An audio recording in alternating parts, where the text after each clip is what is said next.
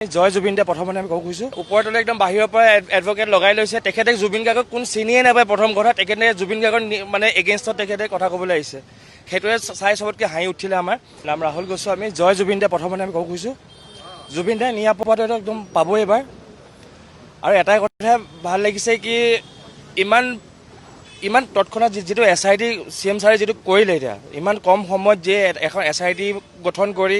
charge sheet 90 ডেজৰ ভিতৰত CM ছাৰে ইমানখিনি যে আগবঢ়াই দিয়ে জুবিন দাৰ কাৰণে CM ছাৰক থেংক ইউ জনাইছোঁ আমি আৰুনো কি ক'ম ওপৰততো পূৰা কথা সুধিছে ওপৰতলে একদম বাহিৰৰ পৰা এডভকেট লগাই লৈছে তেখেতে জুবিন গাৰ্গক কোন চিনিয়ে নাপায় প্ৰথম কথা তেখেতে জুবিন গাৰ্গৰ মানে এগেইনষ্টত তেখেতে কথা ক'বলৈ আহিছে সেইটোৱে চাই চবতকৈ হাঁহি উঠিলে আমাৰ আৰু জুবিন দাৰ কথা ইমানখিনি কথা ক'ব ওলাইছে তেখেতে তেনেকুৱা মানে সেনেকুৱা নহয় জুবিন দাক আমি চবেই জানো জুবিন দা আমাৰ আৱেগ জুবিন দাক কেনেকৈ আমি সৰুৰ পৰা জুবিন দাৰ কাৰণে শুনি ডাঙৰ হৈছোঁ সেইটোৱে আৰু চৰিত্ৰৰ কথা কৈছে কিবা কিবি কথা কৈছে আৰু নহয় জানো আমি চবেই জানো তেখেতৰ গা বেমাৰী মানুহটোক লৈ গৈছে এনেকৈ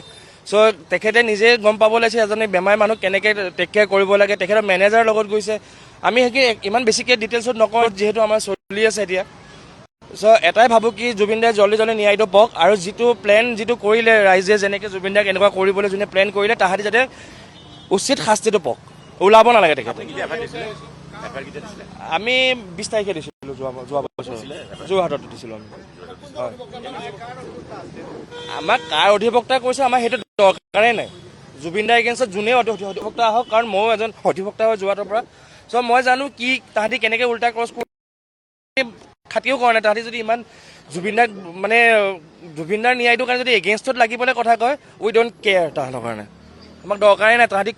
অধিবক্তা হওক কেনেকুৱা হওক আমাৰ দৰকাৰ নাই সেই জুবিন দাই ন্যায় পাব লাগিব এগেইনষ্টত কথা ক'লে আমিও দিম কথাটো হ'ল FIR কি কৈছোঁ সেইটো কোৰ্টত কোৱা আছে কিন্তু সেইখিনি FIR আমি ভালকৈ দিয়া হৈছে আমিও জানো FIRখন আমি পঢ়ি শুনিয়ে দিয়া হৈছে আমি যিহেতু এডভকেটেই হয় যোৰহাটৰ পৰা